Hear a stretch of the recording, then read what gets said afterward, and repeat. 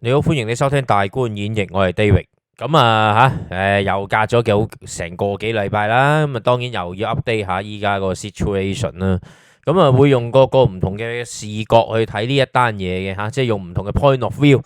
好似你睇 Game of Thrones 嘅小說，如果你睇原著小說，你就會發覺佢哋係用 POV 去寫嘅，每一個人唔同嘅角度去睇唔同嘅嘢。咁所以呢次都會係分唔同角度去睇嘅。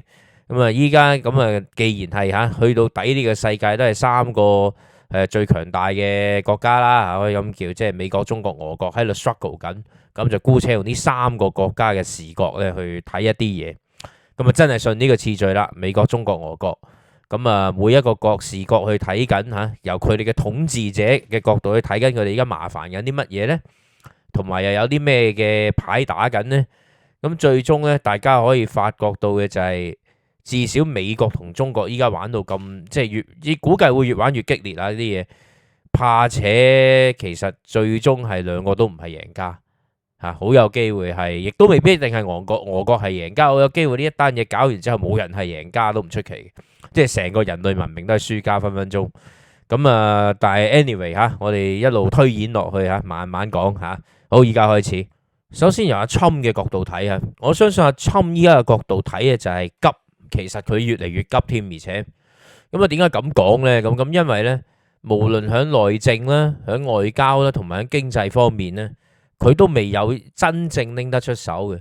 即係依家拎出嚟嗰啲嘢呢，冚唪唥要利用傳媒或者利用佢自己嘅媒體呢喺度，即係死碌爛碌呢，你又覺得好似好有結果，但係係咪真係咁有結果？大家呢又係望一望佢依家，我覺得比一兩個禮拜前更加急。咁點解咁講呢？咁我哋逐樣睇下。先由內政開始睇。內政方面呢，依家至少有兩個屎渠爆緊。當然呢個唔係爆大屎渠爆咧爆條細嘅啫。依家未爆到大，但係呢啲嘢咧可以足以令佢有排煩。第一單呢就係 deportation 出咗事。deportation 呢本來將非法入境者、非法居留或者過期居留者，甚至係一啲即係當初唔應該收嘅人，將佢 deport 翻去佢嘅原居地呢，原則上冇錯。執行上最初睇落輕輕含含呢，似乎亦都好似係真係做到啲嘢。咁我哋姑勿論話，喂，會唔會引起到即係有一堆嘅下欄嘢冇人去做而搞起通脹？呢啲我哋先擺埋一邊，我哋唔討論。我哋淨係睇單純以移民政策嚟睇嘅話呢，至少頭一劑即係最初執行嗰陣時算係 successful， 亦都算係可能美國嘅選民算係收貨嘅。咁但係點解話會爆屎渠呢？咁即係好 deport 唔 deport 呢？就將美國已經係正式美國公民嘅都 deport 咗過去，去咗薩爾瓦多。呢單嘢因為被 deport 嗰個款係 Latino 咁嘅樣呢。咁你話喺白人世界即係喺阿侵嘅支持者世界就真係唔當係一件事嘅。就算普羅嘅唔係阿侵啲忠粉都好啦，普通人呢嗰個感覺呢，介乎於即係覺得有啲嘢同好似可以睇唔到之間。最主要就係喂，大佬嗰個係正宗美國人，你都掉佢落去薩爾瓦多嗰度呢。咁呢單嘢本身呢係真係肉酸嘅。呢個亦都係佢喺執行上面執行得有啲不力。但係呢個執行不力呢，所俾嘅麻煩係乜嘢呢？除咗係觀感唔好之外呢，最麻煩就係依家上到去法院。咁上到去法院之後，法院已經落晒 order，喂，大佬你執行嘛？即係我當你 in principle 你 OK 啊，執行你都要執行得似樣先得嘅，大佬。咁但係你而家執行到賴屎賴尿到你而家阿侵要自己走去揾薩爾瓦多總統佢走嚟傾嗰陣時，你同佢講喂，你放翻佢啦咁。但係薩爾瓦多係明玩你嘅，喂，嗰個唔關我事嘅喎，其實嗰個係你送過嚟嘅喎，咁樣我冇權放唔放佢嘅喎，呢個等你嘅啫喎，你出聲啦，你搞掂先啦，咁樣你搞晒我嚟做啊，咁即係玩啲咁嘅嘢，咁呢啲係明玩嘢啦，肯定係仲唔乘機取翻你一筆咩？係咪？咁但係阿侵嗰啲就其實攞你把口嚟甩身嘅，佢亦都冇心去搞。佢喺佢嘅選民 base 裏邊根本最好你唔好理呢條友，由得佢死。咁但係呢樣嘢問題就係喺個法院度出咗 order，法院就話喂，唔得喎，你而家暫停你個 deportation program 喎，你啲執行搞到咁。咁但係 Trump 就擺明係想唔理㗎啦，即係你法院俾 order我都唔理㗎啦，我照做。反正你嗰個法院只係負責講呢單嘢合唔合法啫。咁但係要我去執行命令嘅話，咁你法庭都冇能力 reinforce 我噶啦。既然法庭冇能力逼我去執行，咁我就索性唔執行搲爛塊面。咁而且我估計阿侵亦都打定條數，就係咧，萬一有需要嘅話，我咪同你玩上訴咯。即係你法院出咗 order 嚟，咁我咪上訴咯，一路上訴一路玩一路拖。咁我諗佢都係玩法律戰拖噶啦。阿侵亦都唔係第一日玩呢種招數。咁但係點解我話呢單嘢會始終會係爆緊屎渠呢？咁一玩到上法律呢，咁搞法你會令到唔少嘅法官法律界咧會係對你好討厭，因為咁嘅，即係法律界嗰班大老爺即係做法官嗰紮大老爺呢，就最好你唔好俾咁多麻煩佢。一係呢，除非個別嘅大老爺，即係例如去到最高法院嘅嗰啲 judge。有啲 judge 係有 ambition 嘅，個 ambition 唔係一定響錢度或者響嗰啲旋轉門度，有一啲咧真係重視名譽多過重視權力錢嗰啲嘢。重視名譽係喺邊度呢？就係如果佢有本事響佢一世人如果做到最高大法官而能夠響一啲 case 一啲好爭議性嘅 case 數為美國憲法去寫判詞，一寫咗判詞之後就係重新演繹呢一個嘅美國憲法呢，咁佢就青史留名，就威到震嘅即係當然呢個假設佢嗰個判詞係大家好接受大家當係範例以後都係跟呢套去判啦咁佢就真係威到震嘅，因為佢身後名都喺度，即係死咗之後都仲有 legacy。咁但係如果你阿侵呢啲咁嘅 case 咧，就擺明唔係話有幾 controversial， 而係你賴屎賴尿。咁如果你賴屎賴尿所相關引起嘅各種嘅麻煩或者唔規範嘅嘢，而你拎到上去叫大老爺去做而大老爺就有麻煩啦。一方面，如果嗰啲保守派法官佢係你任命嘅，佢同你嘅信仰大家差唔多，都係保守派嘅 ，in theory 佢應該要企喺你嗰邊。咁但係如果你整到賴屎賴尿，呢個就已經唔係一個解釋法律嘅問題，呢個係你執行到搞到七彩，然後你將嗰個咁嘅蘇州茄呢就掉咗俾我嚟，要我幫你抹屁股。你就周圍屙，我就要幫你抹。喂，大佬，我抹咗抹，仲要你唔俾紙我，你要我用手甚至用條脷舐咗佢。喂，大佬，我都要身後名嘅，同埋最高大法官一旦任命，一般嚟計，除非好特殊嘅情況，唔係一般佢就做到死嘅啦嘛。佢唔會再有第二條，即係第二個嘅 career 噶啦嘛。咁如果做到死嘅話，而我要我幫你舐晒啲嘢佢。我留低罵名嘅話，喂，大佬，我不如唔好做當初，我不如旋轉門算撚數。咁大老爺都未必肯制噶嘛。咁但係你阿侵一路搞啲咁嘅嘢，就會令到法律界嗰班老爺呢，無論係喺最高法院定係喺普通地檢即係地區法院或者巡迴法庭嗰紮呢，或者上訴庭嗰紮都怕鬼咗你。呢一單嘢幫你抹得嘅話，下一單嘢就唔會睬你。而喺阿侵嘅咁嘅管治作風下呢，相信 controversial 而搞到要上 court 嘅嘢係唔會少嘅。咁就即係話你將你可以越動用嘅 currency 提早動用，越提早動用嘅話呢，就將來去到後面真正 controversial 而需要你揾大老爺去頂嗰陣時，大老爺頂唔頂到就真係唔知。最怕個大老爺已經幫你舐咗鑊，佢自己威信下跌，佢都怕鬼咗你而唔肯同你頂，咁你就大 Q 鑊。亦即係話呢單嘢埋伏咗個麻煩，就係喺後邊。單嘢本身未必死得人，但係單嘢令到阿侵嘅團隊第一以後有無盡法律訴訟要面對，又係啦，啲觀眾得唔得閒同你理咁多嘢呢？會唔會令到佢下一次執行其他啲嘅政策會執行得更加賴屎賴尿呢？呢個其一係嘛？咁其二就係大法官都一樣啦。本來法官好願意支持你嘅，但係有啲嘢你搞到肉酸之後呢，佢就係大佬 take the cover 啦，要揾地方匿。我都有一世領名嘅。我哋唔好忘記，就係我哋唔好成日用中國人或者華人嗰種眼光去睇嘢。我睇到嘅就好多華人成日都喺度講，依家話，其實咧美國企業只要捱半年就得㗎啦，以後我哋都可以擺脫偉大祖國，咁樣我哋可以以後都可以自己生產，所有嘢都自己生產。我哋要不惜一切代價去做，呢啲係好華人嘅文化，就係為咗一個所謂嘅目標不惜一切。但係呢個並唔係一個真正現代工商業社會，無論係美國定中國嚇，無論係世界邊笪地方應該做嘅嘢嚟，唔係咁嘅樣。即係除非你話喂我國家俾人入侵，咁啊另一件事啊。咁但係如果你話係唔係咁嘅情況，而係呢啲咁嘅嘢裏邊，你唔係用呢種咁嘅態度，而唔係話為咗一件事，為咗捧住嗰個你覺得好英明神武嘅人，就不惜一切代價，往往到時嗰個代價係你俾唔起。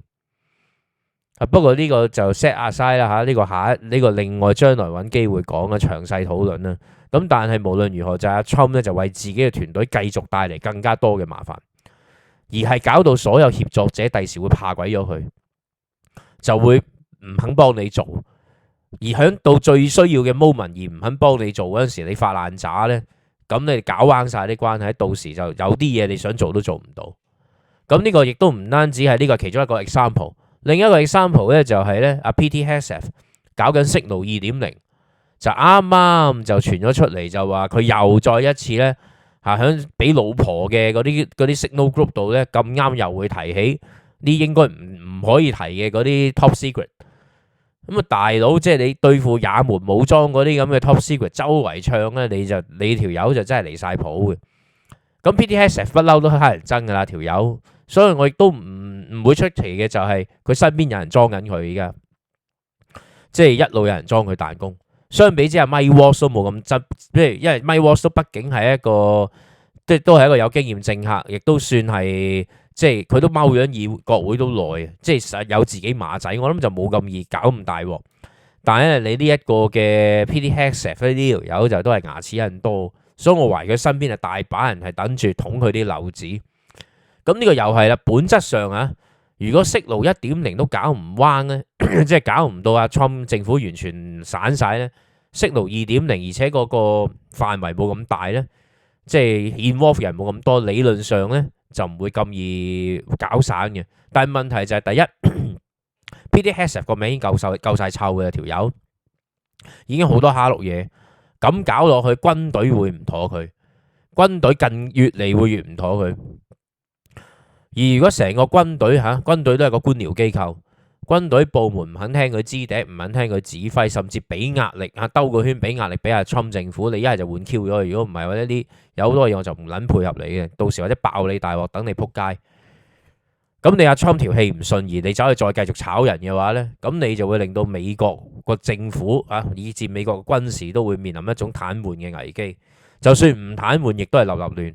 一立立亂嘅，莫講話美國國防容易俾人 compromise， 就算阿 Trump 你想執行你一啲嘅政策，都可能冇人同你睬你，又係會同你執行到賴屎賴尿，亦都係咧就有一紮識做嘢嗰啲即刻閃晒，又鳩你亂 Q 你，你睇落好似仲係有 power， 但係亦都同樣你會即係impede 咗你個 Trump 團隊真正執行到一件事好好地執行嘅嗰個能力。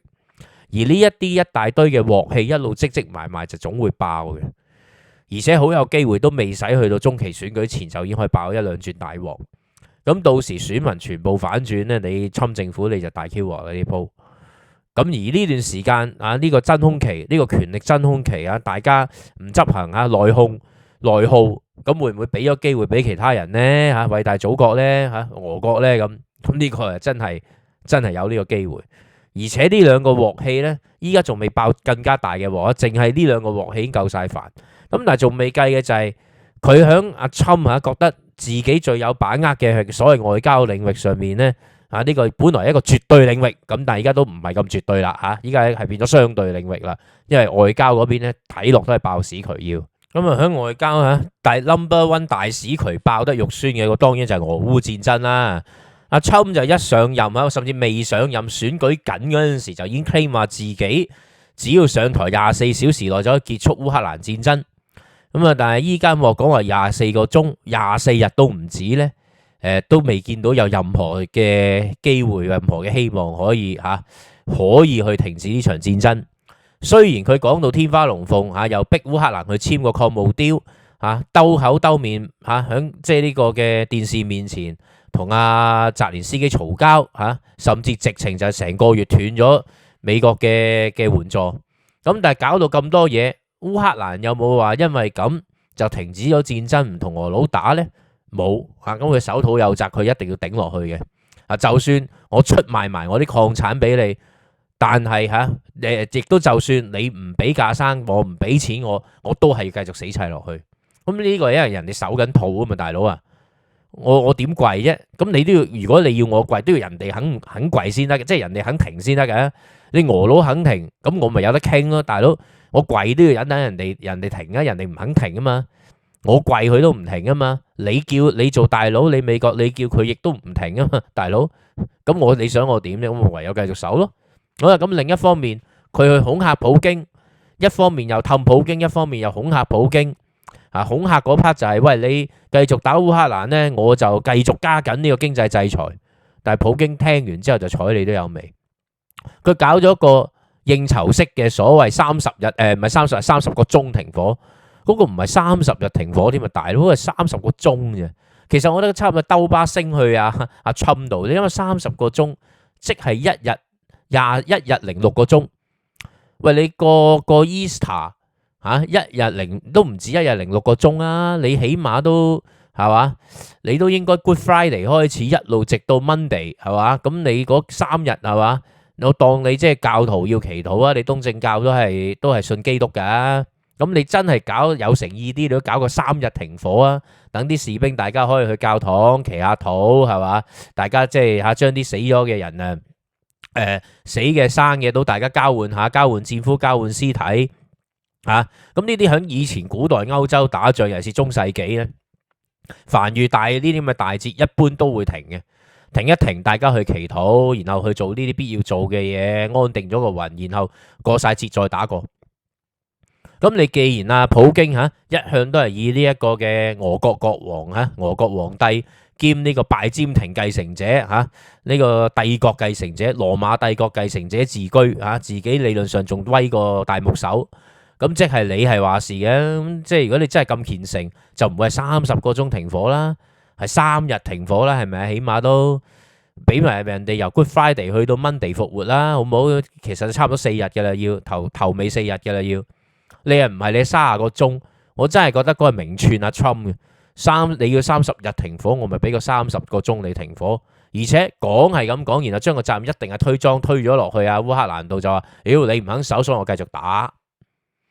咁所以普京根本就冇任何誠意去停。咁你阿 Trump 咁佢而家擺個格局，咪你阿 Trump 你咪加緊制裁一笨，因為你就算制裁我都冇用啊。咁呢個一陣喺後邊講解點解就算阿 Trump 再加強制裁都係冇撚用呢件事。阿 Trump 個成個全球戰略已經 falling apart 嘅，完全錯撚晒嘅啲嘢。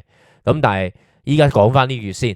烏克蘭戰爭變咗就係佢根本解唔到，依家仲要咧揾阿 Marco Rubio 幫手發爛渣，就係你呢幾日再唔停嘅話，再搞唔掂嘅話，我唔理啦咁樣。我諗阿 Trump 以為佢話佢唔理咧，人哋歐洲又好，烏克蘭又好，乃至呢一個嘅俄羅斯又好，都會好驚啊！俄羅斯驚就係驚，哇死啦！歐洲都繼續俾嘢佢，我打唔落去。烏克蘭嗰啲嗰邊咧就佢以為咧，佢哋會驚就死啦！美國佬唔俾嘢你係死硬啦咁樣，所以我唔理啦咁樣。但係我覺得，如果你而家由各種嘅態勢睇，就係根本冇人睬你阿 Trump，直情就係唔睬你啊！依家擺到明啊！你唔喺我眼中你 nothing 啊！你淨係識喺個礦墓度係咁搶。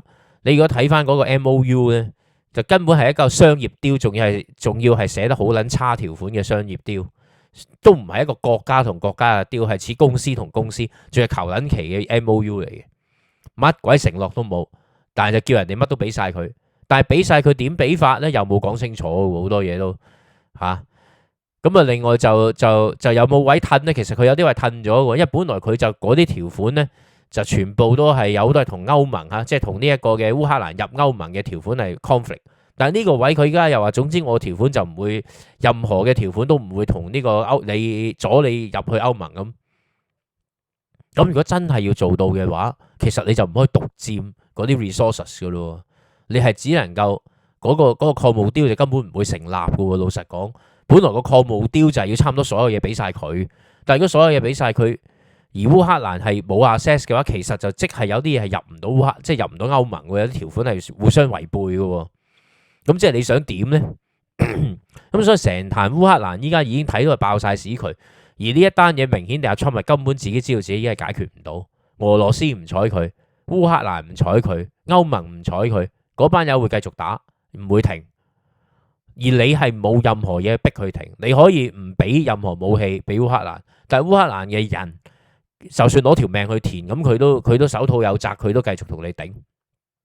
而歐洲佬依家危機四伏，遇到咁嘅情況，終於肯的起心肝，多多少少都俾多咗嘢佢，即係俾多咗架生，俾多咗錢俾烏克蘭。你唔好理烏克蘭貪唔貪污腐敗，一定有噶啦呢樣嘢。收唔夠咁樣，即係好多人俾人落咗格，呢個一定有。咁但係無論如何，歐洲嘅計法就係，喂，大佬，我都要保護我自己嘅，唔通俾俄羅斯長驅直入，係咪？咁而對於俄羅斯嚟計，我以前都講過啦，普京係冇位褪嘅，只要一褪佢就落得台，佢係死硬嘅，死無葬身之地，所以佢一定死撐落去，而且一定係繼續玩呢啲疲勞戰術，繼續攞佢自己國內同埋朝鮮嘅人命繼續去填落去，就係要去耗損西方嘅意志。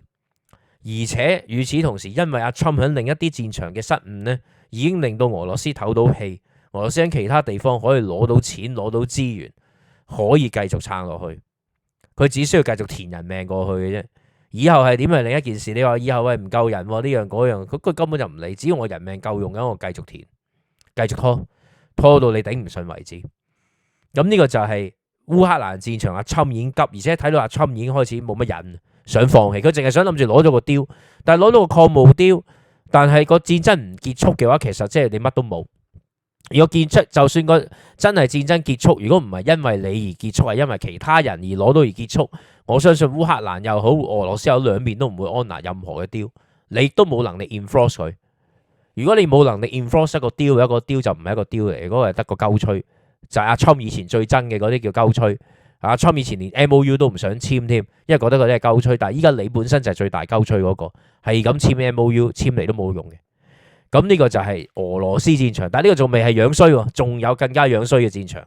另一個都係佢樣衰嘅，喺外交上就係當然喺中東，甚至可以咁講啊，中東係一個見證住阿川嗰個嘅影響力一路下跌嘅過程。大家可能話喂唔係喎。伊朗依家可能有雕喎咁樣，喂唔係喎，佢好堅喎，應該咁樣係咪啊？你偏見啫咁樣。嗱，你要咁樣睇。第一，佢一路都講話要求中東停火，中東有冇停火呢？冇，莫講話哈馬斯、胡塞武裝嗰啲唔撚睬佢，以色列自己都唔睬佢。而且我都講過，以內塔尼亞胡嘅嗰個利益嚟睇呢，就係繼續呢場戰爭對佢有好處。佢繼續打落去，加沙已經有一半落入佢手，即係直接管治嚟計已經有一半啦。佢繼續打落去嘅話，極度右，即係極右嘅以色列極右勢力本身個 principle 已經滿意，因為嗰班人喺佢哋眼中就巴勒斯坦人就唔係人嚟嘅，基本上嗰扎友佢係佢哋要揼柒佢嘅，甚至將呢扎加沙佬消滅晒，佢哋都係首先 in principle 佢哋係 OK 嘅。第二就係以利益計呢。佢後邊嘅利庫德集團係軍工石油聯合體，而呢兩樣嘢呢都係會支持住佢內塔尼亞胡繼續打落去直至到當然直至到如果以色列付出太大冇繼續冇銀兩入去啦，咁佢係另一件事。但係依家唔緊要，依家有個Trump喺度不斷咁去搶佢，甚至就係對於內塔尼亞胡嚟計，每一次你睇落似有和平希望要傾嗰陣時咧。哈馬斯固然有玩嘢，但係難道你覺得內塔尼亞胡冇玩嘢咩？兩邊都雙方喺度玩嘢，都唔想停。而阿川因為已經落咗注，而又因為後邊佢亦都有猶太錢喺度。阿川嘅其中一紮支持者一紮金主有佢有好幾楷金主，其中一楷金主一啲好保守嘅猶太人，嗰啲係喺美國，其實喺美國已經係幾代人，已經唔係一個即係個樣你睇唔出係猶太人。但係嗰班係一班好保守嘅、好內陸嘅猶太人，或者猶太人嘅後裔，或者同猶太人有關嘅錢嘅嗰扎人係抌落去佢嗰度，而嗰扎人明顯地係同列闊嗰條線係大家一條線喺度玩緊嘅。咁所以阿川唔可以唔應酬呢班人，但係你應酬得呢班人繼續咁擺落去咧，就變成咗就係內塔尼亞胡就等於攞到張呢個空白嘅支票等於或者依家現代啲咧就係直情攞到阿川唔係流量密碼，係真係銀行密碼，攞到銀行 account 個密碼兼攞埋個手機添，咁所以連埋 biometric 都攞埋，咁就變咗將美國當提款機係咁撳，所以就美國就係咪都要撐住以色列？佢寧可唔撐烏克蘭，唔撐其他地方，佢死都要撐以色列，因為以色列其實就等於已經將美國嗰個 account 咧由 biometric 到密碼全部攞晒，依家就喺度撳掣攞錢嘅啫，唔夠咩？唔緊要揾美國攞。然後繼續呢場戰爭，繼續落自己袋嚇，既係可以滿足最右嘅嗰班人嘅感性需求，而又現兜兜嚇理性地又可以有錢落袋，有架生落袋。咁呢個就係以色列，以色列都唔聽佢知，但係今日更加唔使講哈馬斯啊、真主黨啊嗰扎都唔聽。你諗下啦，本來佢話喂，依家又話炸胡塞武裝，又話成，但係炸咗幾廿鑊，炸嚟炸去都冇結果。倒翻轉頭，佢仲要喺敍利亞嗰度撤兵添，咁敍利亞就政變咗啦，踢咗巴沙爾走啦。但係依家似乎係真係開始會跟內塔尼亞胡嘅建議，就係索性美軍撤軍，然後咁邊個去睇場啊？俄佬咯，咪俄佬睇翻場咯。咁所以敍利亞嗰班就真係慘啊，大佬！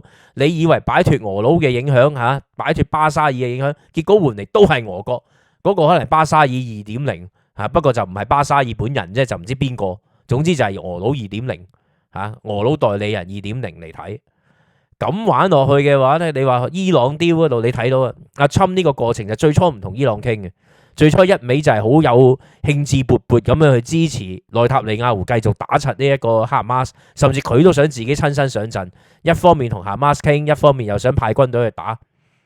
咁但係呢啲嘢好明顯就係內塔尼亞胡梗係難鬼住，唔使你去煩，呢啲等我去煩，因為你叉隻腳落嚟太快結束啊，唔掂。最唔想你咁快結束，最好就係抽走晒你啲力量，我就繼續照住我咁啊搞掂啦，我啊繼續坐喺度日日玩戰時總理依家。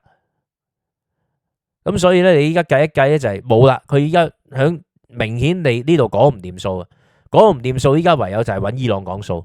最初1個月前、2個月前到嚇，阿侵啱啱上台嗰陣時，意氣風發嗰陣時，就係伊朗佬曾經擺個姿態跪求同阿侵去傾，阿侵就最初唔睬佢。但係到依家阿侵咧就已經唔單止傾咗2輪，而且傾咗2輪之後咧，係響伊朗唔使褪幾多嘢嘅立場度嗱。本來美國要求伊朗全面銷毀所有核武啊，所有核嘅嘢都唔準掂。咁但係依家第2輪傾完之後，伊朗咧就講到明談判進展非常良好，伊朗講嘅嚇，談判良好啊。咁但係伊朗嘅立場唔使變喎，我依然 keep 住核㗎。不過咧嗱，總之我就和平用途嚇，你可以嚟查啊咁。所以咧，以一切嘅情況嚟睇，個判斷就係好有機會咧，臨尾有雕㗎。但係其實個雕可能同奧巴馬年代個雕唔爭幾，最多好少少。可能對美國嚟計好少少，跟住就可以放鬆對伊朗嘅制裁。而呢一下咧，可以話視之為其實某程度上就係普京的勝利，唔係咩係普京的勝利。真正伊朗背後俾架生嘅嗰個，梗係唔係偉大祖國，偉大祖國最多係出錢嘅啫，A 錢嘅啫，俾人哋真正架生都喺俄佬嗰邊嚟噶嘛。真正嗰個支持軍事訓練全部俄佬嚟。而亦都之前解釋過俾大家聽，就係內塔尼亞胡同俄佬嘅關係係相當之千絲萬縷 ，MBS 都係。美國如果夠強硬，撳得住個情況，咁嗰班友係唔會走去揾俄佬呢條線。但係依家就明顯唔係，連你阿拜德阿侵你自己都變咗親俄派嘅話，咁嗰班人梗係名正言順同你親俄啦，大佬。阿大哥你都親俄咯，咁點解我可以唔親俄啫？係咪？咁就成件事就變咗係，即係變咗個咁嘅樣出嚟。咁所以好有機會咧，其實伊朗係可以翻到生。伊朗如果唞到氣嚇，一邊賣石油，你估難道一邊佢唔會再繼續賣武器俾俄佬嚇，幫俄佬代工繼續做？咁你認為咧係嘛？更何況如果中東呢條線一旦實際上變成咗由俄佬攞到個歐蘇醒嚟做嚇，通過以色列。實際上係由俄佬同以色列大家兩面做咗，加埋沙地佬啦嚇，可能仲有土耳其佬啦。總之呢幾屆友變咗 outsource 咗嚟做個中東，咁啊但係就按佢哋嘅玩法嚟做，而又繼續有。但係如果係咁玩法以佢哋嗰個玩法嗰班友唔會尊重所謂咩國唔國際秩序嗰啲係有利益取到盡。但係如果有利益取到盡，取到當地啲人民頂唔順呢，就越嚟越多恐怖分子啊！咁最終就係美國本土分分鐘亦都會再度受襲，亦唔出奇。同埋就係好似伊拉克嗰啲咁，嗱你而家敍利亞退出啦，咁伊拉克你遲早都交還噶啦嘛。但係伊拉克一交還埋，如果 under 伊朗嘅話，我話俾你聽，中東又有新嘅不穩定因素。因為如果係咁嘅，沙地佬一定緊張嘅，沙地呢一個嘅土耳其，甚至連以色列都可能會緊張。始終呢四個國係大家爭奪緊權力，爭奪緊控制力。就算後邊都有俄國佬嘅話，佢哋之間都仲要爭邊個做阿爾嘅。咁如果大家都要爭嘅話，大家都出術，全部玩超限戰嘅話咧，咁恐怖活動就會出現。恐怖活動一出現呢，往往會 run rogue， 不受控。一不受控咧，咪全球同你玩。咁你又要到時咧，本來你以為可以唔使打反恐戰，又唔使打俄羅斯，又唔使搞中東，結果就三契你都要搞，你仲撚煩添，到時分分鐘。咁啊，所以就呢度爆緊屎佢。佢依家搞我估計佢求其 cut deal 嘅啫，依家。但係一求其 cut deal嘅話，喺中東嘅各個勢力眼中就超你美國佬原來得個樣，聲大夾冇準，咁我實玩你啊！你發飆嗰下我唔出聲，順住你嚟亂，因為你容易氹。但係氹到你之後呢，背後就開始係咁打你小掩啊，督你後欄啊，諸如此類，就搞到你咧，總之雞犬不寧，然後就走去揾你收片。你就喺度攞美國啲嘅財富去揈嘅啫，我咪乘機坐喺度收咯。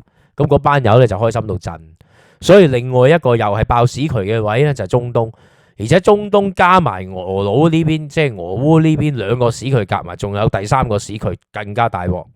呢個屎渠係乜呢？咁呢個屎渠，唔係亞洲嚇，我唔係講印太嚇，唔係講偉大祖國，未到嗰個位住。嗰個屎渠位咧就係非洲。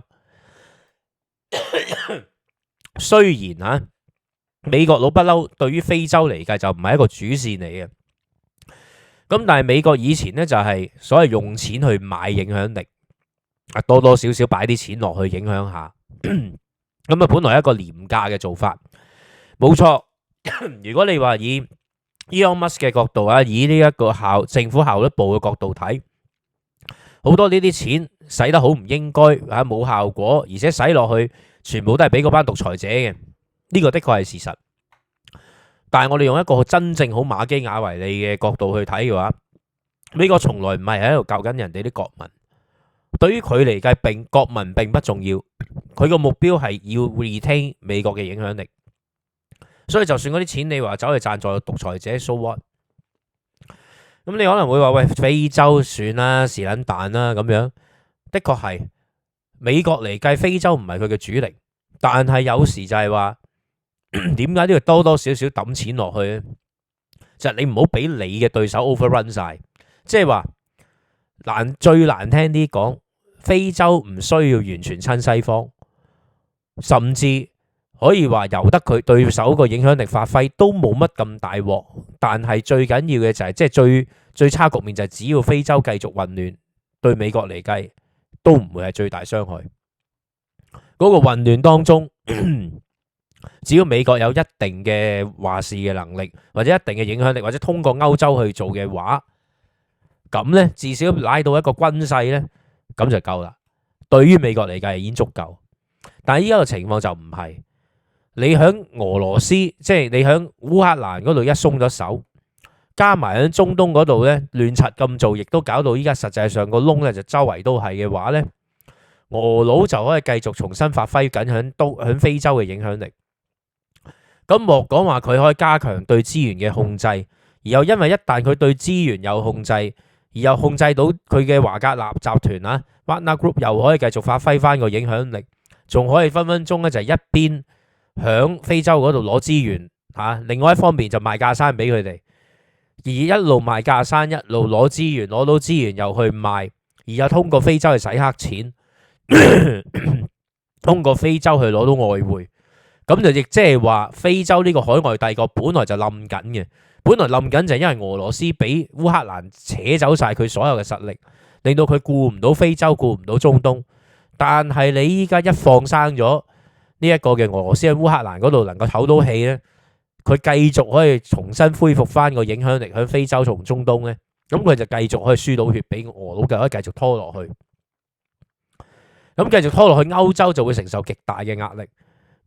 歐洲承受極大嘅壓力，老實講，難道你覺得佢仲可以買得起你美國咁多嘢咩？因為歐盟都係美國大嘅貿易 partner 嚟。你想人哋買你啲嘢，都要人哋有錢買，有心機買先得。屌你而家兩樣都冇，我買你條命買，我而家保自保都嚟唔切依家。更何況就係你令到俄國佬喺談判桌上多咗好多籌碼同你美國佬傾，咁你美國佬點傾和平呢？你點可能結束到烏克蘭戰爭呢？點結束到中東嘅亂局呢？咁啊更加唔使講，喺非洲呢，就分分鐘西方嘅力量會一路消退。最近無論蘇丹又好，剛果又好，嗰啲地方本來有啲親西方嘅力量嗰啲嘅 rebels 都依家俾人打走緊，即係敗走緊。倒翻轉頭就係嗰啲嘅即係企幾邊嘅古惑政權呢，就全部企得翻起身。依家 even Tanzania 嗰啲都係。咁一旦俄羅斯海外帝國重新翻山，咁當然佢亦都會當然你話佢同大陸有冇矛盾？喺俄佬嚟計有，但係嗰個利益矛盾係次要嘅矛盾，嗰啲係好多人講點分贓。而大陸因為佢個投射能力好有限，咁如果投射能力咁有限嘅話，唯有係焗住俾保護費嘅啫。但係跟住真正嘅目標就係如果共同將美國徹底逐出嘅話，喂，美國吉布提都一樣有基地，仲有其他地方都有海軍基地。如果你話海軍基地、空軍基地又俾人逐出嘅話，你成個印度洋都箍唔住喎，大佬。印度洋箍唔住，你仲想喺南中國海乃至台海同東海一帶同大陸佬去撐，你點撐啊？你唔係因為咁可以集中兵力，係你個船嗰度你完全調唔喐，喺印太嗰度就可以同你玩 harassing。咁你 harassing 我哋，你照定唔照？你去邊度補給？你條補給線一旦收縮到去得嗰幾個補給點，人哋打你就容易啦嘛。美國本來嗰個海空投射力之強就唔係淨係強喺佢嗰個作戰力度，而係佢海外基地夠多。就算你話諗住我襲擊你嘅海外基地，你襲擊到一兩個，但係佢仲有其他即刻可以替換，可以轉 route。但係如果一旦喺咁嘅政治決策失誤之下，喺外邊一步一步失去呢啲海外基地咧，海外基地一少咧，人哋容易封鎖到你，咁你就俾人反封鎖，你就大 Q 喎。或者你就變咗嗰場仗要打到喺屋企門口打，就唔係喺人哋屋企門口，自己屋企門口打，咁邊樣着數呢？咁所以依家就即係整體其實已經 falling apart 噶啦。依家喺非洲呢度都保唔住，非洲保唔住，仲有難民呢。俄羅斯用難民戰就走去對付歐洲佬呢。咁歐洲佬依家係好痛苦嘅，其實同埋就係歐洲佬假設真係散咗啦，跪咗俄佬啦，咁到時你美國賣嘢或者要去歐洲投資，你又覺得咁容易輕鬆咩？如果由俄佬政權去掌握嘅話，喂，俄佬嗰啲好撲街，大家都知㗎啦。嗰啲就係好歡迎你嚟，又係嚟到之後夾晒你春袋，打你心口，你賺到嘅錢都係留喺當地拎唔走嘅，全部都係俄佬都係咁做嘅啫。咁你美國咪全部做冤大頭？咁所以呢度啲三楷已經係爆晒屎渠，而且三楷你可以睇到阿侵政府係冇能力解決。冇一樣嘢係佢有能力可以拎到上台傾，冇任何渣拿，亦都傾唔到任何嘢，而且亦都同時地影響咗歐盟對佢嘅信任，歐盟已經對佢冇信任，咁所以三個屎渠爆埋，而呢三個屎渠爆咗之後呢，夾埋仲會影響緊佢其他外交上面嘅麻煩，因為咁樣嘅影響呢，同樣會影響到響佢印太嚇，佢着重印太㗎啦，係嘛？依家諗住主力要同偉大祖國去爭一日之長短，係嘛？要撳住祖國唔俾佢可以發揮到。咁但係問題就係你一旦響歐洲、中東、非洲你都搞箍唔住嗰個圈嚇，搞唔掂嘅話呢，其他國家睇落就係例如印度，印度就一定開三飯添，依家唔係開兩飯，即係唔係同時喺美俄兩邊就搶，依家係美俄個中三楷一齊搶，同中國嚇。喺邊境嗰度擱置住個紛爭先。嗱，印度佬同中國呢啲位，你話 friend 就永遠 friend 唔到。但係你話以一個好現實嘅考慮，Modi 都會諗嘅。如果美國係啲咁嘅表現嘅話，喂大佬，我指意你我就聽仆街㗎啦要。既然係咁，咁就唔係啦，三面平衡，唔係兩方添，三方平衡，喺美中俄之間平衡，喺美國度取你嘅科技，取你嘅架生，同大陸佬取你啲投資，同俄國佬一樣取你啲架生，然後喺三方面繼續玩平衡，然後順手仲向住日本啊、歐盟啊呢啲排喺第二個即係 Tier 2嘅呢啲國家或者地區咧去招手啊，喂抌嚟我度，我幫你平衡。但係佢只係玩平衡嘅啫，佢唔會同你認真企死一邊。莫講話 Modi 係咁，越南佬都係咁。一方面主席走嚟拜訪嗰陣時，就好似睇落要加強聯繫啊，起碼簽埋高鐵啊嗰啲 deal 啊。但係另一邊依家又同美國佬即刻買 F-16V 買廿幾架咁樣。但係佢無論買啲乜做啲乜呢，佢都係走緊平衡策略。呢一班人係唔會傻嘅。就算我同你買美國佬買武器，當然呢個因為唔放心偉大祖國驚中國兜嘢鏟埋嚟，佢自己撲街。但係與此同時，你話佢係咪一定企死喺美國，亦都唔會。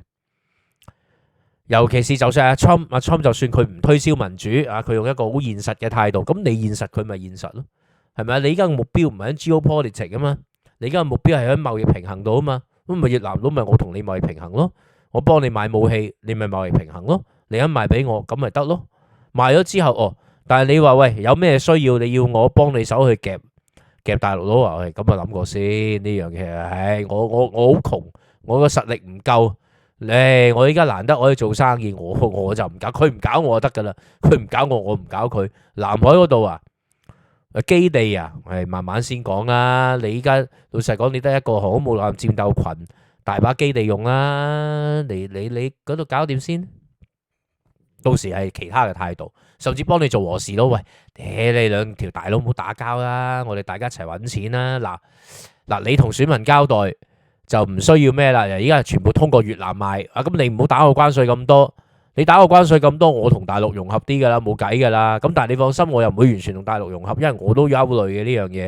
咁但係你俾條山路我行，咁我咪條話係咪求其咯，同你是撚蛋去做咯，有啲嘢。但係總之你要俾空間我，你又唔好要我去夾大陸佬，我同你夾又夾唔死佢嘅，我只會更加傷嘅啫。咁但係你想我繼續幫你買武器，繼續好似企喺你嗰邊俾你交業績嘅話，咁你就要放我生噶啦。咁變咗 transshipment 嗰啲，你唔好問咁多啦。你問咁多 transshipment，咁我就冇錢揾，我揾唔到錢我就買唔到你嘅啲架生，你自己諗啦。唔單止越南會咁開價，馬拉佬又好。其他嗰啲都會咁開價，甚至最忠誠嘅菲律賓都其實 express 過，就係佢哋都憂慮緊，到底美國有幾 commit，佢哋會繼續同美方合作，繼續會同美國佬買多啲架生，但係呢個買多啲架生個目標就係驚美國佬萬一劈低佢哋唔理佢哋嘅話，佢要自保，咁所以佢先至話我都要買多啲，我要為咗自保所以我會買多啲架生。但係呢個純粹係為咗自保啫，唔係話真係好信任美國。呢個係其實對美國不信任先至會咁樣做。趁依家阿 Trump 開到張支票俾你呢個依家佢唔似以色列，以色列就真係成個銀行 account 嘅 number、password、biometric 全部俾晒你，俾埋個手機 number， 俾埋乜都俾晒你啦。總之你自己撳幾多就幾多。但係對住印太呢啲就唔會嘅，最多俾張空頭即係空白支票你嘅啫。一張 blank check 俾你去寫嘅啫，咁嗰班而家醒啊，嗱嗱聲填銀碼，但係嗱嗱聲填銀碼個背後嘅心態就係驚你美國佬遲早賣甩佢。咁喺咁嘅狀況下呢，阿 Trump 喺呢啲位有機會得分嘅話，就係可以滿足到國防工業嘅要求，即係話你冇咗歐洲市場，冇咗中東市場，但係你有咗亞洲市場。但係除咗呢樣嘢之外呢，喺戰略上佢攞唔到任何真正出到手嘅 deal 出嚟。deal 係冇嘅，依家就係你話同日本傾得好好地地咁樣，嗰啲全部都係同貿易有關啫。而個貿易只不過最主要攞到個平衡就係幫你買武器嘅，最多都係。但係你話其他嗰啲嘢係咪真係好似阿 Trump 你所講，可以將所有嘢 bring back 翻去美國咧？就係 obviously not。obviously not。呢個亦都只係唯一一樣嘢喺成個外交裏邊純以 tariff 計係佢可以攞到分嘅地方。但係除咗呢個士哥之外呢，喺戰略上圍堵中國呢味嘢就根本攞唔到士哥，甚至可以話其實係疏漏緊。不過佢唯獨是係呢一個位係可以攞嚟做宣傳。但係其他啲位就全部爆晒屎，佢乜都講唔到。而且呢家可以攞嚟俾佢炫耀嘅印太嘅呢邊都有好多暗湧喺度。依家只不過大陸佬嘅因為即係偉大祖國幾多政策太僵化，佢嘅對手比佢更水，所以先至漏到咁多空間喺度。但係呢啲嘢都會 backfire，因為 transshipment 呢味嘢就個個都會噶啦，亦都冇辦法避免。咁到時如果美國國內經濟唔好或者其他嘢有一紮好幼嘅好本土嘅嗰紮友真係好認真地要美國佬真做呢，到時就又會爆死佢噶啦嗰啲位。咁嗰陣你跟住就要講落去翻去美國嘅經濟嗰一 part 度。咁啊經濟呢 part 更加唔使講啦，本來佢就威威食雞嘅，即係啱啱上任嗰陣時，佢日日仲可以喺度講話股票日日升啊！你睇下我上嚟之後幾好咁樣。而科技界咧，亦都一路喺度好期待佢 deregulation。喂，呢樣又唔俾，嗰樣又唔俾。喂，大佬啊，放鬆啲啦！民主黨啲咪死左膠左 Q 住晒咁樣。咁頭頭嗰陣咧，冇咗 DEI 咧，就好多企業都好開心嘅。咁啊，跟住咧就個個諗住期待佢再放鬆，但係依家咧嗰個位就去到佢想放都冇得你放，佢根本就冇再 deregulation 甚至你可以話咧用另一種方式 re-regulate， 仲 regulate 得犀利就係咩？你一打關稅戰，你就搞到成堆美國企業而家頭都赤埋。你諗下，如果 Tim Cook 依家係有幾頭痕？喂，大佬，你當初我肯支持你，就你應該係同我承諾過，喂，你玩關稅戰還玩關稅戰，你有個譜喺度唔好搞咁大，即係最多就我啊盡量移走嘅生產線唔喺大陸度，但係冇可能完全零晒嘅，可以係唔零晒可以係有一定嘅比例，盡量多啲比例去咗其他地方或者去咗 US friendly 嘅地方，亦都有一部分能夠擺翻落去 US， 我擺翻落 US。但係呢家搞到咁樣，大佬我點做啊？依家唔係個個企業做到噶嘛？嗰啲講話即係咩？有啲企業可以搞掂嗰啲係唔現實噶嘛？大佬啊，你唔可以淨係睇個別企業，你睇整體係咪做都做唔到噶嘛？呢樣嘢咁嗰啲企，所以一搞到就好多科技大佬其實依家好失望，亦都好後悔去撐緊阿Trump。而阿Trump點解做到咁極端呢？就明顯係之前嗰一大堆嘢冇樣嘢有進展。當佢有好多嘢冇進展嘅時間，呢個一向都係阿Trump做慣嘅玩法，就係當佢響例如俄烏威唔到，中東威唔到，呢一個嘅 deportation 爆咗屎渠，炸胡菜嗰度有 signal 2.0又出咗事咁樣，響好多嘢度玩唔到，佢就要揾嘢玩嘅。關稅嗰度就係佢揾唔到其他嘢出嚟搞，佢咪索性搞關稅，諗住就將個焦點轉移。同時轉移咗去大陸依家先搞大佢，然後咧睇下，等你其他嗰啲國家驚同我傾，咁跟住咧我就借呢個做籌碼咧，就逼你同大陸佬反台咁樣。咁但係問題就係你有啲嘢你冇辦法逃離個現實啊，所以脫離唔到個現實就係現實上大陸嗰個供應網唔係一時三刻可以完全取代，甚至亦都真係計數係計唔掂嘅呢條數。加咗幾多關稅都好，有啲嘢你大陸係有嗰個能力去生產，就係有嗰個能力去生產。有啲嘢你搬唔翻美國，就係搬唔翻美國。你而家就算搬翻美國都唔夠人，而嗰啲人唔係一日可以培養出嚟，即係你嗰啲技術工人唔係下下你都做，同埋嗰啲人可唔可以肯唔肯同你捱先？你要轉嘅唔係淨係俾技術佢，你要轉佢個 mindset， 你要所有美國人重新翻去血汗工廠年代，而且仲有嘅就係。你以為嗰個 good old days 美國佬做生產基地個個聽晒話咁即係個個都用你美國嘢。除咗戰後好短嗰段咧係真係美國佬主導之外，其實大部分時間美國之所以可以響20世紀初就已經可以將自己嘅嘢賣行全球嗰陣時可以賺錢賺得咁容易，開銷咁少，係因為嗰陣時全球秩序有另一個國家幫你睇緊，個叫大英帝國啊嘛。冇大英帝國去睇場美國何來揾錢呢？美國曾經都係 free riding 嚟嘅，一樣係 free rider， 同大陸依家 free riding 美國一樣。美國當年 free riding 緊大英帝國，等大英帝國去做支出，佢自己去揾錢。但係到依家你嘅利益已經深度綁定同全球利益，你想唔做就冇辦法嘅，亦都冇一個新嘅幫你睇場嘅。就算有嗰啲都唔係啱你 key 嘅。嚇，大陸又好，俄羅斯又好，佢哋嗰套嘢同你嗰套嘢唔兼容，咁所以你就冇辦法 free riding。你以為可以翻到，又翻唔到去，但係你而家夾硬翻去，咁就會影響得你其他嘅利益相當之深，亦都影響到Tech Giant 其實呢條氣已經唔順啦，大佬你搞到我成本貴咁多，賺錢少咁多，依家一時三刻通脹未見，就因為預先已經積咗貨喺度，但係遲早都會見嘅，大佬。你話就算喂我同越南傾掂得10% 關稅，咁但係越南係咪真係可以同你認真執行打大陸佬關稅打好勁呢？嗱，越南有一定嘅動機，因為佢都唔想靠大陸全部，但係亦都唔可能一下全部可以幫到你做到盡，因為如果係咁嘅話，佢自己個工業體係接唔上，佢只可以慢慢做，而當中要你美國有持續有資金投入。但係如果你美國已經喺一個衰退狀態嘅話，而有你咁講要美國優先，咁就你變咗一個自相矛盾嘅位。人哋係需要你嘅錢過嚟投資，要你鬆手，但係你又好堅持要美國製造，咁變咗就Trump會交唔到單，到時佢就變咗可能又要玩極端。一旦經濟衰退緊，either 佢就要放棄佢自己 internal 嘅嗰個嘅 agenda。盡量要用翻啲平嘢，以呢一個即係美國人可以用平嘢，用 affordable 嘅嘢去優先。但係咁嘅佢一定 lost 咗佢自己 mega 嗰班選民最極端嗰扎。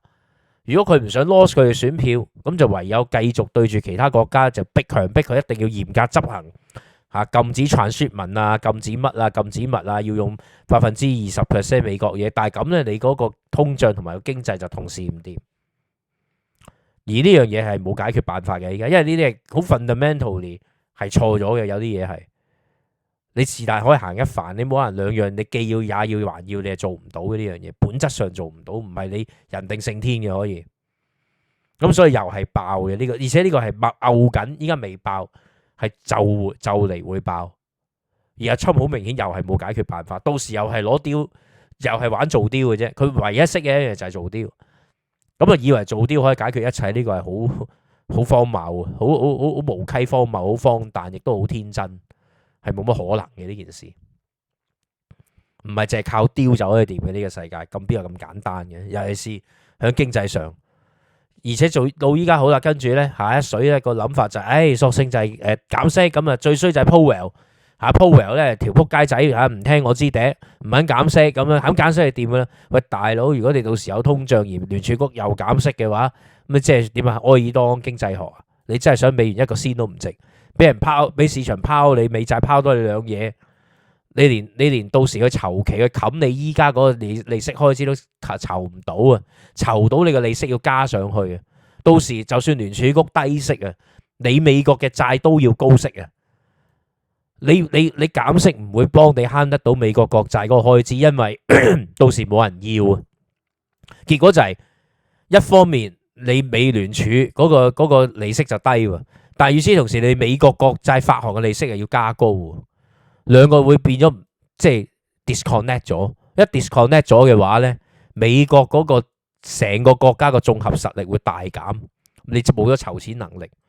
先唔講打仗。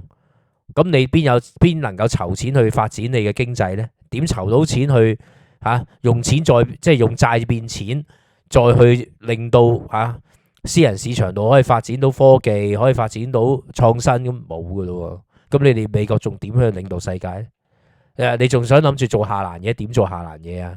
你美元貶緊值，大佬我投資落去咪死得快？除非你穩定咗啦。如果你穩定咗就冇咁驚啫。但係穩定咗之後又要睇你啲工人平唔平嘅。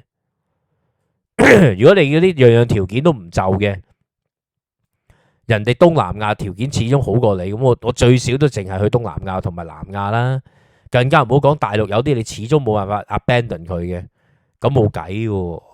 所以連喺經濟上面，其實阿Trump都交唔到功課，股市跌咗一橛，美債又跌咗一橛，美元弱就佢中意啫，但係美元如果美元弱伴隨住係美股同美債一齊跌，就唔係咁過癮，華爾街唔會放過佢，然後搞到啲生產成本貴，嘢賣唔出 ，Tech Giants 同 Main Street 兩邊一齊唔放過佢，所以佢而家由阿Trump嘅角度睇就係佢非常着急，冇一樣嘢佢做到嘅 so far，呢個就係美國阿 Trump 政府個現狀。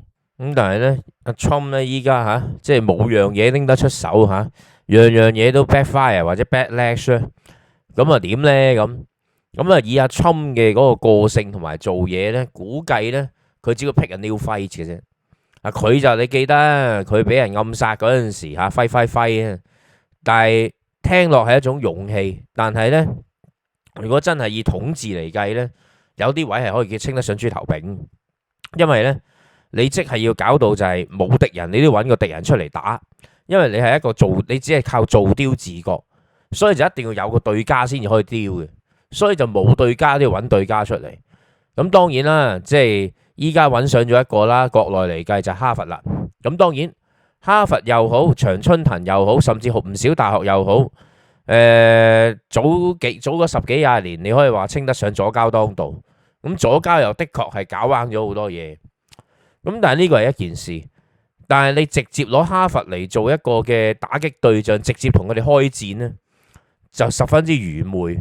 嗰個愚昧就係冇錯，表面上以民粹角度睇，你的確係幫好多啲 layman 幫好多基層市民泄咗嗰道氣佢哋覺得喂，咁多年嚟都係你班精英把持，我哋一啲着數都冇。依家有人幫我哋出氣，好開心，拍爛手掌，或者俾嗰啲左膠咧，嗰啲古靈精怪嘢折磨到自己頂唔順，又係拍爛手掌。但係當你直接咁樣去即係無止境地打擊，而且嗰個打擊係越打越大，係擴大打擊。你已經唔係再針對左膠嗰一部分嘅人，你打擊緊成間學校，甚至可以話兜個圈 indirectly， 連佢嘅 alumni，即係佢嘅所有嘅畢業生，你都去打擊嘅話呢，一打你就係成群人同你作對。唔好忘記哈佛喺精英界嚟計係相當多校友嘅，門生故吏遍天下。亦都好多權貴人物係喺哈佛嗰度出嚟。你咁搞嘅話呢，你就令到政府，尤其是大家唔好忘記，美國政府仲唔係偉大祖國政府。偉大祖國有幾千年嘅呢一個中央集權嘅文化，官僚制度嗰樣嘅玩法係深入骨髓，係每個中國人都識嘅。但係美國唔係一個咁嘅國家，你淨靠官僚係搞唔掂嘅，好多嘢係要民間協作，係民間學術界商界各路人馬同政府而且政府仲要分係嘛？聯邦政府州政府 county 嘅政府係一大堆互相協作協出嚟嘅。大家淨係望下美國啲貨幣點樣出現就已經知道。今時今日美國個貨幣制度呢度即係氹氣講多一次，美國個貨幣制度並唔係生成貨幣，並唔係由聯儲局開印刷機印出嚟嘅。聯儲局只係負責係調控，俾多啲本俾呢一個嘅銀行，定係打少啲本俾銀行，係咁解嘅啫。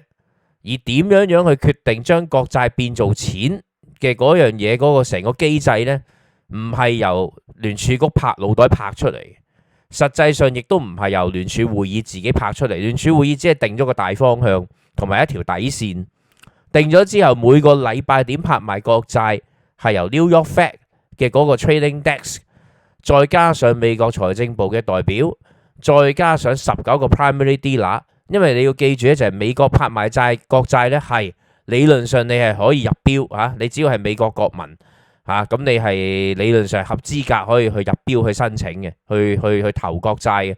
但係基本上你攞投到嘅機會係好細，因為最主要批發咁去批量賣出去嘅就係賣俾嗰19間 primary dealer， 咁嗰19間 primary dealer 就係即係世界各大銀行。咁呢就係呢19家 primary dealer 個豬肉台，佢哋個 trading desk， 再加埋一啲退休基金呢啲大型嘅退休基金、大型嘅嗰啲醫療基金，大家坐埋位去決定傾嘅。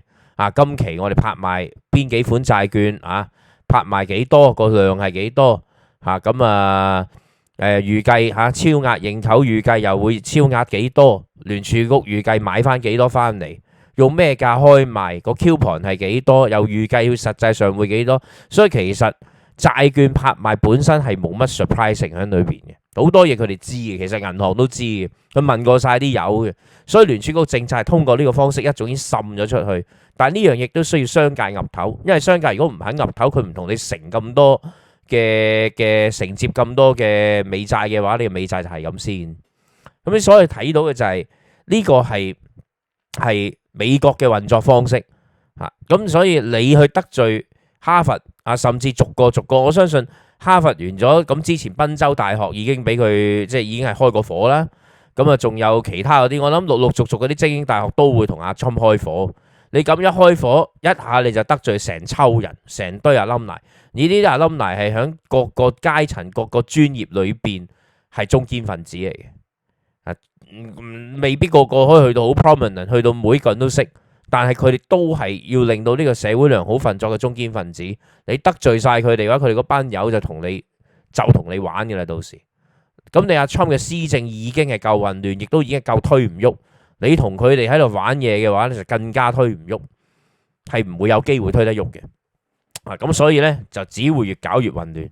呢個呢，就喺國內，喺國外嘅話呢，當佢等嚟等去等唔到啲咩大雕呢，佢就會開始求其 cut 雕，因為對佢嚟講最緊要有個雕嘅啫，有個雕就可以任佢宣傳。至於個雕嘅內容，反正大部分人都唔會有興趣睇。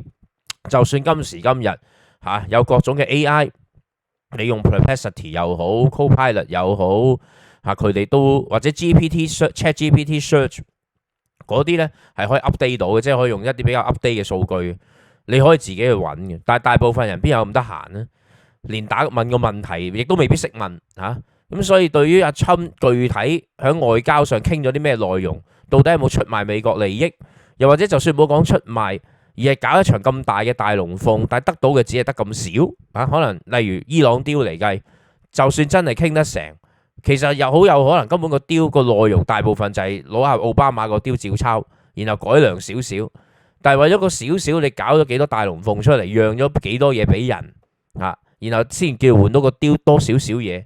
如果少少嘢其實冇乜咁特別，冇乜值錢嘢喺裏邊，但係你就又要先 cancel 人哋個雕，又再重新傾過搞一大輪，就其實得唔到幾多嘢。有啲似當年美墨加個雕，人哋北美自由貿易協議傾好咗，你要搞一大輪嘢，然後傾嘅美墨加協議其實同大部分都係同呢一個嘅北美自由貿易協議冇乜分別，係除咗關稅可能逼加拿大讓多少少，但係唔係讓好多嘅啫。其實如果你比較翻嗰個嘅進步變化好少，但係個動作就搞到有咁大咁大，咁係咪值得呢？尤其是上一次搞都仲話，因為有一大紮嘅傳統共和黨人撳住，我諗佢同埋阿侵啱啱新上手，佢亦都唔敢去到咁盡。但係呢一屆阿侵會覺得自己乜都識，於是乎就乜都鏟到盡。但係當你乜都鏟到盡嗰陣時，美國嘅威信去咗邊度呢？咁將美國威信徹底掉走咗出街嘅話呢，你換到嘅個雕度好似有幾個 term， 但係實際上邊個同你執行？你睇到國際根本冇人 take you seriously， 除咗你話東南亞嗰堆，只係趁機會拗着數。你好似越南咪成功拗到 F-16， 我咪講過咯。我係越南，我一定會同美國佬講係好簡單啫。你要搞掂呢個貿易平衡 very easy， 你賣嘢俾我咪得咯。你盡量賣多啲武器俾我。咁但係咪話喂賣咗武器我就交咗投名狀上你戰車，梗係冇咁簡單啦。越南佬嗰啲嘢，喂，如果你要我好認真執行呢個 transshipment， 我點執行我頭先講過，就算越南的確係唔想乜都依賴中國，但係喺現階段嘅話，亦都冇可能乜都自己生產晒，亦都做唔到。你美國佬又未必捨得擺咁多水，擺嘅話你亦都要重新 train 過，亦都未必有呢個耐性。遠水不能夠近火。咁所以 transshipment 嗰度係咪鬆手？但係如果你係要鬆手嘅話，實際上你就係話晒俾所有其他國家聽，美國係唔需要尊重，美國係可以撈波佢，而且只要你睇準阿 Trump 急啲乜嘢嘅話，你就可以玩 Q 佢。依家東南亞國家呢，加埋我相信日本都會係咁做，日本都係古惑佬嚟嘅。你睇依家傾到起下開開心心，但係會唔會其實出嚟個 deal 就係有損美國農民利益呢？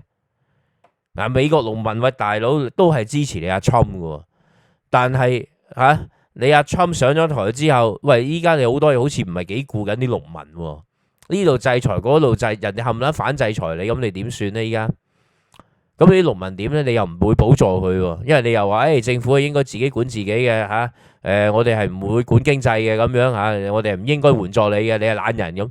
喂大佬，啲農民話我懶都仆你個臭街，我懶喺邊啊？關我咩事？你喐到我喎，依家大佬係因為你啫，你 close 唔到 deal，但係你又要我付出，邊個睬你？所以佢連農民都分分鐘得罪埋嘅依家。如果你日本嗰頭，我覺得美國農民嘅犧牲機會係極高嘅。表面上可能好似即係象徵式入下咁，但係實際上就冇着數攞完全。然後你話美國個工業係咪真係Make America Great Again？咪除咗少數咯，又係嗰啲咁嘅軍工啊，或者某啲好尖端科技，但係咪真係可以將工業帶成個美國工業帶翻去？梗係唔得啊！根本就唔係嗰回事添。所以阿 Trump 咁搞落去嚇，好啦，東南亞呢度讓咗啦，伊朗又有機會讓刁俾佢啦，俄佬我更加唔使講啦，佢殺手唔理就諗住，我睇你烏克蘭點死。咁但係如果偏偏歐洲如果真係出盡食奶嘅力走去頂住烏克蘭而頂得到嘅話呢，咁你美國嘅損失就相當大。甚至以後如果歐洲軍工業趌起身嘅話，以後仲邊個同你消費你美國嘅軍工？雖然你美國軍工仍然係執世界之牛耳，但係隨住訂單如果一路少嘅話，都會萎縮嘅。畢竟美國嗰啲唔係國企嚟嘅，大佬佢都要靠訂單生存。如果冇咗世界訂單嘅話，就即靠美國政府訂單。咁但係如果靠美國政府訂單，就輪到阿 Trump 又面對嗰個矛盾啦。咁你點應付美國美國政府嘅赤字咧？嗱，你係由全球收縮嗰度去控制赤字，但係當你發覺你要由全球收縮，但係全球有麻煩不斷，你喺海外嘅利益並不真係受到保護，因為你得一招，來去就係靠關稅。但係當人哋諗到辦法揸你春袋，利基咗你嘅關稅嘅話，咁你就冇任何手段㗎喎。大家唔好忘記呢即係自由阿 Trump 上台以嚟，偉大祖國響呢一個菲律賓響呢個南海唔係冇動作，但係美國係冇真正嘅 countermeasure。美國甚至連話派一支軍艦走去台海穿過去同你玩嘢嗰啲佢都冇做。阿 Trump 只係話攞把口係咁賣武器，跟住攞把口係咁撐你呢個台灣地區大逆不道快啲去搞獨立咁樣，個稱呼唔同咗，但係有冇啲更加實質嘅嘢？佢實際上好多係睇個樣，你睇得出就係我嗱臨俾晒啲架撐，你其實拍攞有走人。但係如果真係拍攞有走人嘅話，你真係諗住靠兩個大洋走去保護你，唔係啩？你唔係咁天真係嘛？恐怖如果係嘅話，都唔會有恐怖活動啦，係咪啊？當年唔使打反恐戰啦，要搞佢兩個大洋有鬼用咩？要搞你嘅話，點保護到你啊？唔好咁天真啊！所以我睇下 Trump 咁玩法，佢會求其 cut 掉，一求其 cut 掉嘅話，所有同你玩嘅人就會知道，原來我 I can lowball you。咁嘅偉大祖國當然啦，偉大祖國就玩強硬啦。咁但係嗰啲就玩得唔夠聰明，同俄佬就冇得比嘅呢個水平。俄佬嗰啲真係夾住春袋咪咁擠住嚟，係咁打你心口。偉大祖國嗰啲一味得個強硬，但係就冇乜生位走。實際上你睇到嘅就係阿 Trump 一強硬完之後，跟住嗰頭個口氣亦都放過出嚟。喂，其實呢，我都唔想加你咁高關稅㗎。你放我生啊，或者你賣 TikTok 俾我啊，或者你即係大家埋台傾啊，咁樣你主動揾我啊，咁樣。實際上就係如果大陸佬主動少少去揾佢 TikTok 唔使傾啊，但係其他啲主動揾下佢。你主動揾佢傾嘅話，佢有個威有個面咧，後邊嗰啲位咧分分鐘就好多嘢可以做大傻 B 嘅，佢可以係一樣做冤大頭，係咁益咗你嘅。咁佢只係攞嚟表面威嘅，咁但係佢唔會咁依家所以變咗咧，唯一一樣嘢佢可以喺大陸度落藥，但喺大陸度落藥佢咪可以落到最盡咧？而家其實唔得，因為始終佢協戰呢樣嘢已經俾人哋全部睇穿晒。如果你話喂唔係一上台我唔出聲，我繼續賣武器俾烏克蘭除咗加多啲武器訂單落去俾東亞呢一帶嘅國家之外咧，維持住對烏克蘭嘅支援，唔出聲。總之默默做，甚至有時講嗰幾句啫，總之係撐㗎啦咁樣。就算你話我 personally 我唔中意依家嘅情況，但係我覺得都要繼續撐。然後甚至你可以話喂，但係咧諗盡辦法就總之嗌埋歐洲佬落場。甚至你話要搞和平都好，都唔係咁樣做法㗎嘛，好多辦法去做，但係唔係咁做法。但係當你咁做法，俄佬真係撈波到你，而且唔係淨係一個戰場撈波你。係喺中東都撈波到你，喺非洲撈波到你，全世界都識睇嘅，個個都係攞把口氹你，氹咗你入咗局之後咧，就唔俾靚雕你，就扯翻個條件翻轉頭，就等你其實就做冤大頭。而依家個情況就一路都發生緊，而且隨住後邊佢越嚟越難攞到雕，啲友越嚟越玩佢，玩得佢勁嘅話咧，佢就越嚟越容易發爛渣。佢只能夠搞弱者去蝦。咁當然加拿大就其中一個會俾佢蝦得好盡。喺國內咁咪就係即係捉呢啲精英嗰啲學校咁樣攞學校嚟蝦咯。少數族裔佢都蝦唔掂，因為蝦得太犀利啦，人哋真係成班友一齊同你玩暴動，你都幾濕滯。咁啊，我估計個情況就一路 deteriorate， 唔係話一路強或者一路即係真係一種好精彩嘅對抗都仲好啲。佢唔係，因為佢係即係總之好無謂咁一路咁惡化。我估個情況會係咁嘅樣，包括經濟都係，因為佢而家動搖緊自己國本。啲錢就一路洗走呢個美債，洗走呢一個嘅美元，咁啊喺度揸黃金。咁嗰條傻佬以為美國個金庫裏邊有大把黃金，於是乎我唔怕你揸黃金都係揸美元。如果美元轉做高 standard， 我話俾你聽都係死得好快。你除非經歷一場惡性通脹嘅啫，唔係你都唔知點計嗰條數。美國嘅國庫嘅黃金再多都不足以可以支撐美國經濟發展，咁你一定爆煲。會變成咗就係美元貶值得好犀利，但與此同時就係美國個經濟會去到衰退，而且要收縮添，美元都要，即係話一方面國內通縮嘅啲嘢越嚟越賤，但與此同時美元又越嚟越弱，買唔到嘢翻嚟，呢個係雙重打擊嚟嘅對美國個經濟。所以 anyway， 即係阿 Trump 仲要諗住考慮炒 Q 咗阿 Powell。但係佢係咁玩落去，佢只係不斷咁揾新嘅敵人，然後變咗堂吉訶德咯，不斷咁想挑戰到最後同風車挑戰，最終咪俾風車打敗。佢自己 disillusional 咯。咁嘅情況就係咁啦。咁你咧今日夠晒長啦，所以咧如果用呢個偉大主席角度同埋普京角度又會點諗嘢咧？咁啊留翻下一集嚇。今日講住咁多先啦。咁啊多謝大家收聽，歡迎大家 comment、like、share 同埋 subscribe。咁啊〜下一集我諗覺得2-3日後啦出第二集。OK，拜拜。